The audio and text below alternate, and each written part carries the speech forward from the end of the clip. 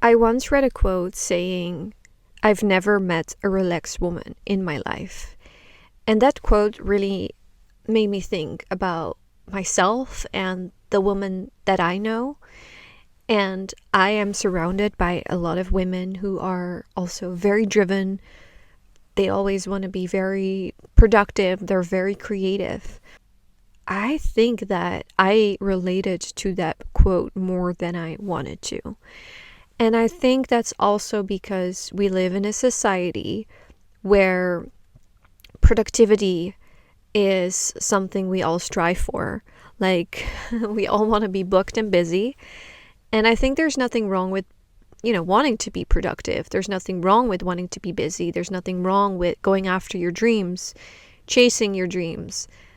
But I think the more I read about how our nervous systems as a collective are not regulated well, and how we should honor our cycles as women, the more I feel the need to talk about this. And I think it is a pretty slippery slope because I am all for women. I am a girl's girl, and I think that we should not chase after a treadwife life necessarily.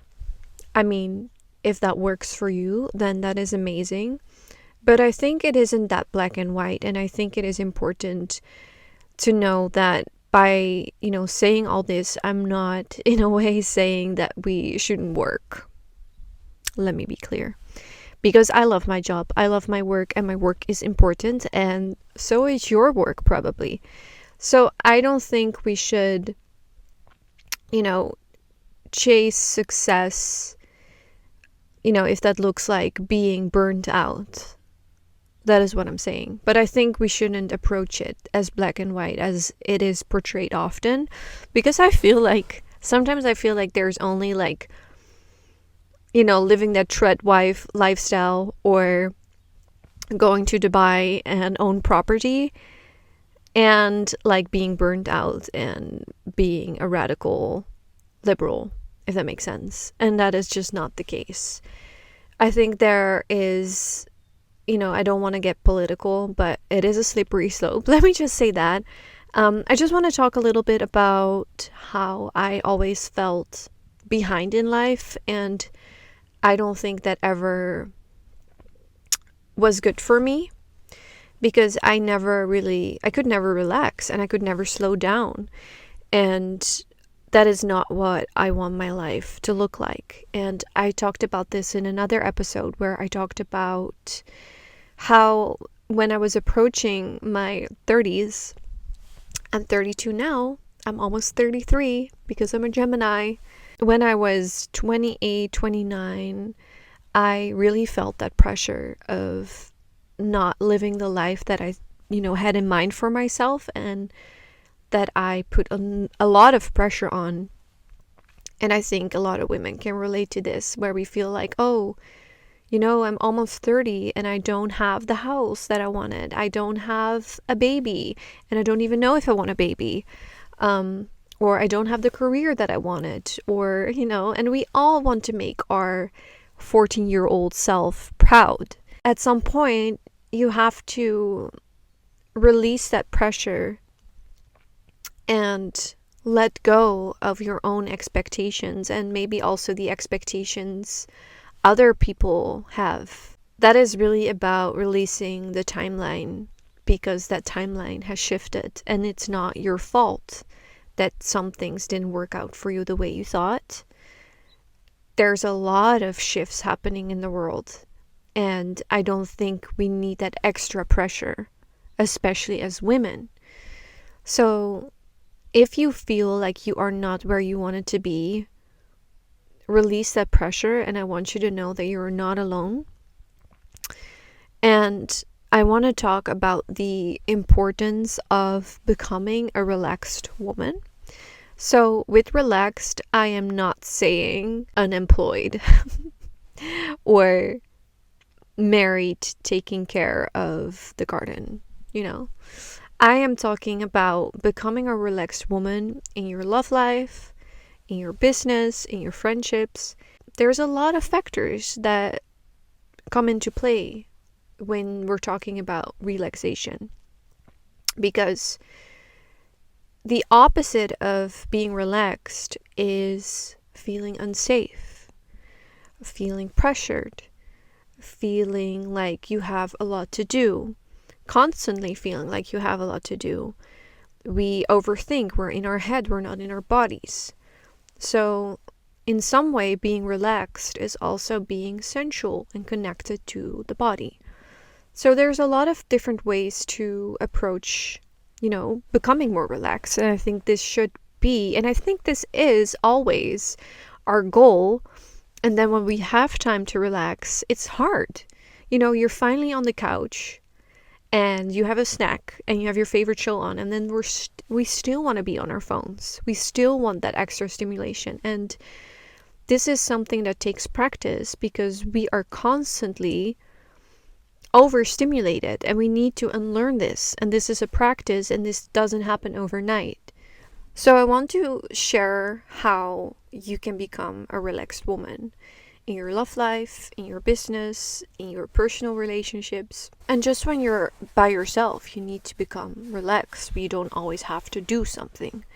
Being a relaxed woman means that you regulate your nervous system, and there is not a 1, 2, 3 step approach to this. You kind of have to find your own way because we also all cope with stress differently. And I can only tell you from my personal experience what has helped me.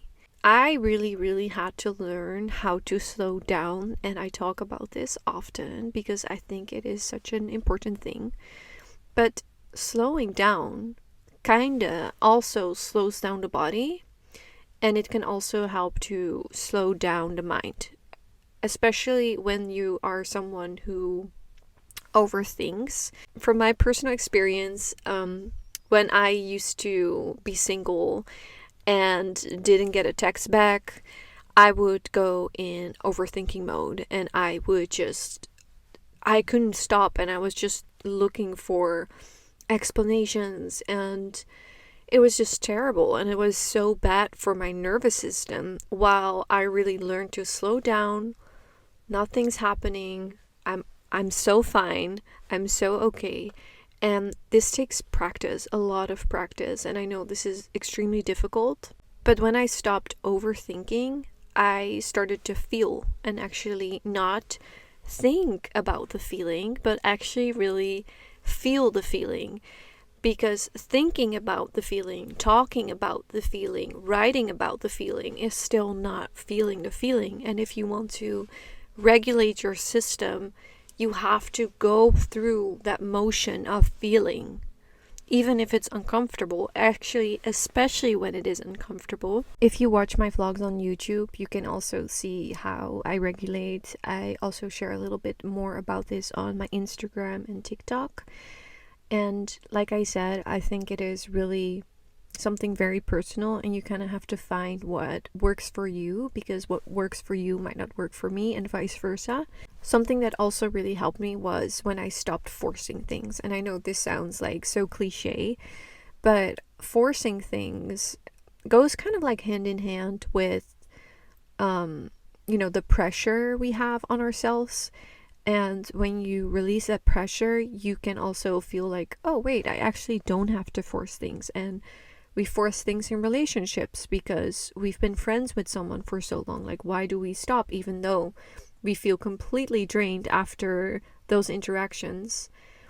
We force relationships, we force ourselves to go to the gym while our body craves a more of a slow pace or different kind of workout, like yoga or Pilates, or maybe just stretching or walking. So when we stop the force, we create space for what we really want. And feeling connected to the body is so important. And to connect to the body, we have to do uncomfortable things sometimes, like being by ourselves, being alone, laying on the floor with our eyes closed, listening to music. writing our thoughts down, going for a walk without stimulation. We have to do those uncomfortable things so that our body can actually speak to us. And you can call this, your body, or your intuition, or your higher self. It doesn't really matter, but it is very important that you restore that connection to the body to actually regulate it. Also, forcing things in business. I recently went through a period with my work where I was really overthinking everything. I was overthinking my content. I was overthinking what kind of clients I wanted to bring in, what kind of offers I wanted to bring. And the overthinking really didn't help me to connect to the business and to connect to myself and to what I want. And sometimes we have more slow periods in our business, and I think that is very normal because not everything in your business can always be super stable or steady, because we change. And especially if you have your own business, your creativity changes, your insights change. So I think it is important to sometimes take a step back and not go into overthinking mode, but actually just relax and just release the control and just give it over to the universe and embrace those slower times. Because if you're trying to control it, trying to force it, it's just going to bite you in the ass, because you're probably going to look for solutions that are misaligned.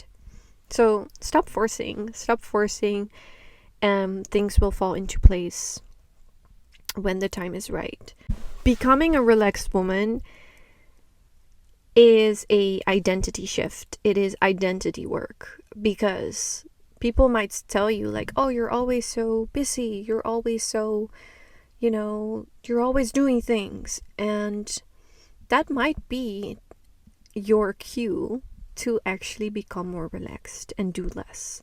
And I'm not saying work less, I'm saying work smarter, not harder. Putting systems into place, not wanting to always do everything by yourself, ask for help. And sometimes we are so proud of our identities that they can become a little bit of a stubbornness. So for example, if you're very proud of always doing everything by yourself, if you are proud for never asking for help, that can also be part of the problem. So the identity shift to becoming a relaxed woman and actually, being a leader in this way, because I think, everybody wants to become more relaxed. Everybody wants to have more time. Everybody wants to spend their time how they want. And sometimes we are afraid to be seen as lazy, but if you can really enjoy the now, if you can really slow down, to me, that makes you look like a goddess. What does that mean for you? What does a relaxed woman look like for you? I think that is one of the most important things to start with if you want to become more relaxed and want to embrace that slow life. What does that actually look like to you? Because for someone, it might look like, that threadwife life, baking everything, making everything from scratch, growing a garden, beautiful. For somebody else, it means ending her working days at 4 and then just taking a long bath, candles on, body oil on, having a 10-step skincare routine. Or for someone else, it means, like me, like I have my no rush Mondays.